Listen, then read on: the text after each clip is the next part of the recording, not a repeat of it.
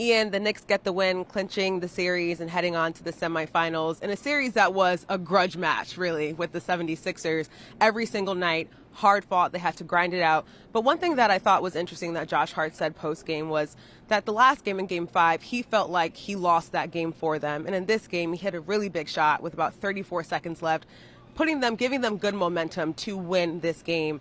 How do you feel about what he had to say and how the Knicks just fought this one through and ended it in 6? Yeah, I think it's kind of emblematic, Chelsea, of what this group has done for most of the year, which is they bounce back from a tough moment, a rough performance. They put it in the rearview mirror, and they come back the next day, practice or a game, and they perform. Okay. And that's what you saw tonight. You saw it from Hart, the big three-pointer to essentially end the game. Yeah. You saw it from Dante DiVincenzo. Struggled in Game 5, but he came here in Game 6, defended Tyrese Maxey really well and hit a lot of big shots, especially early on. And Mitchell Robinson also talked about the same thing after the game, because obviously he had the bad foul, the 4-point play for Tyrese Maxey, and he said, look, that was tough, but I had to come back and have a strong mindset, and he did. 6 offensive rebounds, helped defend Joel Embiid, even though Embiid was really getting going there earlier in the game. But look, it was these guys doing what they've done all year, and they get the job done in Philly. Yeah, they're so relentless. A really good comeback win for them. Let's talk Jalen Brunson a little bit. I thought that he was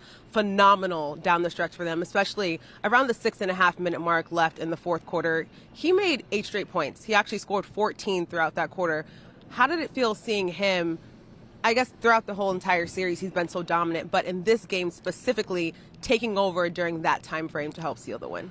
It was huge because, the game swung so much. Knicks are up 22 early. They lose that lead. They're down 10, and then the fourth quarter is tied going into it, and Brunson made so many big shots. And if you think about what this series might have been like had the Knicks lost this game, going back to the Garden for Game 7 Saturday night, that would have been a tough atmosphere considering they were up 3-1. So they avoid that, and it's really thanks to Brunson's shot making and his leadership, because they were able to get on the same page late in this game in a way that they didn't in Game 5. They fouled Tyrese Maxey up 3 late in the game after talking about it on the court, and so they cleaned up that mistake, and that was big too. Yeah, they were trying to avoid the late game saga that happened the other night. They didn't want any more of that type of entertainment. Now looking ahead, they take on the Indiana Pacers in the next round.